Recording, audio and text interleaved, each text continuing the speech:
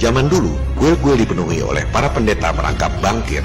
Mereka berdagang di sekeliling kuil dengan menaruh bangku-bangku penukaran uang emas, bangka, bank. Mereka sebenarnya tak peduli Tuhan mana yang disembah di kuil itu. Yang penting, para jemaat yang datang ke kuil itu berdagang dengan mereka. Para jemaat jadi nasabah bankir pendeta. Itulah aktivitas yang terjadi di semua tempat-tempat peribadatan kuno. Kita sama mengetahui bahwa Ka'bah sebelum periode Islam menjadi tempat pemujaan berhala, sebelum kemudian berhala-berhala itu dihancurkan oleh Nabi Muhammad SAW.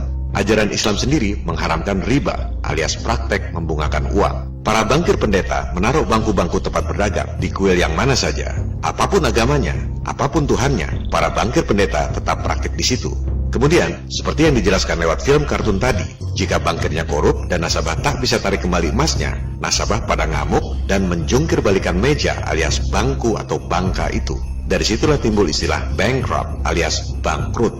Bagi rekan-rekan yang beragama Kristen, tentu mengetahui kisah Nabi Isa atau Jesus menjungkir balikan bangku-bangku tempat berdagang di tempat ibadah. Itulah yang disebut bankrupt. Nabi Isa atau Jesus membangkrutkan para pendeta bankir. Jadi, sistem ekonomi berbasis bank sentral yang sebenarnya swasta, yang motivasi sebenarnya adalah mencari profit, yang diajarkan di semua sekolah di seluruh dunia, sebenarnya bertentangan dengan ajaran agama. Kenapa?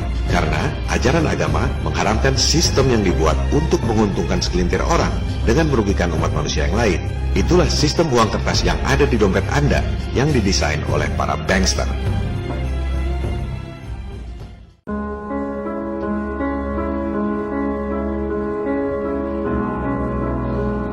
Mungkin Anda tidak mengetahui bahwa Indonesia berperan besar dalam terbentuknya bank modern pertama di dunia. Indonesia berperan besar juga dalam terbentuknya perusahaan multinasional pertama di dunia. Dan Indonesia berperan besar dalam terciptanya pasar modal pertama di dunia. Ini adalah fakta-fakta yang tak diajarkan di sekolah Indonesia. Di sekolah Indonesia diajarkan bahwa Indonesia dijajah Belanda selama ratusan tahun. Yang terjadi sebenarnya adalah seperti ini. Tahun 1596, pelaut Belanda Cornelis de Houtman tiba di Banten untuk menjajaki potensi kekayaan alam Indonesia. Saat itu, Inggris menjadi kaya dengan menjajah India. Cornelis de Houtman melihat potensi Indonesia menjadi tanah jarahan Belanda, seperti India jadi jarahan Inggris. Dari situlah timbul istilah Hindia Belanda. Rombongan de Houtman kembali ke Belanda. Mereka menceritakan potensi jadi kaya dengan menjarah sumber daya alam Indianya Belanda, maksudnya Indonesia. Mereka butuh duit dan butuh tentara, tapi mereka tak punya modal. Maka mereka usul bikin badan usaha dan minta modal pada masyarakat. Bukan cuma masyarakat Belanda, tapi juga masyarakat di negara-negara sekitarnya. Maka jadilah VOC sebagai perusahaan multinasional pertama di dunia. Bahkan VOC kemudian tercatat sebagai perusahaan pertama yang paling sukses dalam sejarah semua perusahaan di dunia.